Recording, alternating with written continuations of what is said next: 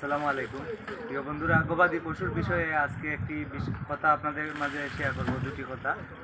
তো অনেকে আছেন আগামী কুরবানিদের লক্ষ্যে গবাদি পশু নিচ্ছেন, তো গরুগুলা মোটা তাজা হচ্ছে না, মাংস বাড়ছে না। তো এটা একটি সমস্যা। এই সমস্যাটা মেইন কারণ হলো গিয়ে ষাঁড় গরুর দুটি সমস্যা থাকে। একটি সমস্যা হলো দাঁতুকের সমস্যা, যেটি অনেকে বলেন সাল্লোয়ার সমস্যা। তো দাঁতুকের সমস্যাটি দূর করতে হবে। আর 2 নম্বর হলো কৃমি মুক্ত করতে হবে। আপনারা জানেন গরুর 18 থেকে 22 জাতের কৃমি আছে।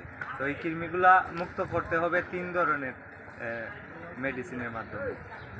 প্রথমে কৃমির ওষুধ খাওয়াতে হবে প্রতি 75 কেজি ওজনের জন্য একটি ট্যাবলেট। এরপর আপনার এই ট্যাবলেট খাওয়ানোর পর আপনি করবেন,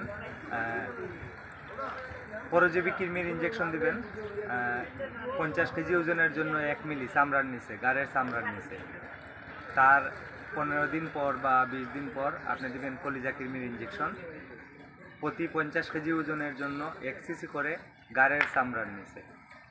তো এই 3টি কৃমিমুক্ত করলে আপনার গরু অবশ্যই মোটা তাজা হবে, মাংস বাড়বে। দানাদার খাদ্য অল্প, প্রতি 100 কেজির জন্য 1 কেজি খাওয়াতে হবে, কাঁচা ঘাস খাওয়াতে হবে যতটুকু পারেন।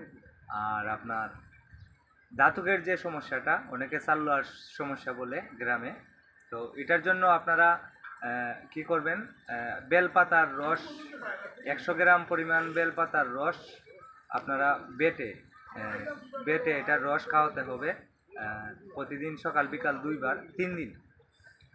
আর ডিম খাওয়াতে হবে 8 থেকে 10টা, প্রতিদিন একটা করে। তাহলে এই যে ষাঁড় গরুগুলা, এগুলা আপনার সাল্লোয়ার দোষ যেটা, দাঁতুকের সমস্যা যেটা, এটা আর থাকবে না ইনশাল্লাহ। আর কৃমিও মুক্ত থাকবে, কৃমিগুলো মুক্ত করবেন। অনেক ভাইয়েরা আছেন এগুলা জানেন না, এর জন্য এগুলা বললাম। অনেকের হয়তো উপকার হবে, জানেন না যেহেতু। দাঁতুকের সমস্যা থাকলে আর কৃমির সমস্যা থাকলে ষাঁড় গরুগুলো আজ্ঞা হবে না, স্বাস্থ্য ভালো হবে না। তো অনেকে অনেক কষ্ট করে গরুগুলা লালন পালন করেন 2টা টাকা লাভ করার জন্য। এখন যদি আপনার লাভ না হয়, লস হয়, কত টাকা খাটাইয়া তারপর আপনার এই এত পরিশ্রম করে, তাহলে গরু পেলে কী লাভ? তো এর জন্য এটা শেয়ার করলাম।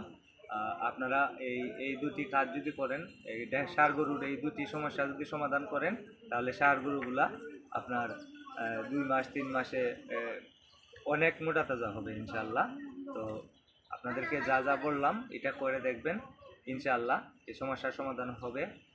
কৃমির ওষুধ ব্র্যান্ডেরটা খাওয়াবেন, যেটা ভালো কোম্পানি, ভালো মানের কোম্পানিরটা খাওয়াবেন। আর ভালো মানের কোম্পানির কৃমির ইঞ্জেকশন আপনারা দিবেন। কোম্পানির নাম আমি বলতে পারবো না, সমস্যা। আপনারা বাজারে যাচাই করবেন কোন কোম্পানির মেডিসিনগুলো ভালো ভেটেরিনারির জন্য, তো ওটা আপনারা ব্যবহার করবেন। তো সবাই ভালো থাকেন। আসসালামু আলাইকুম।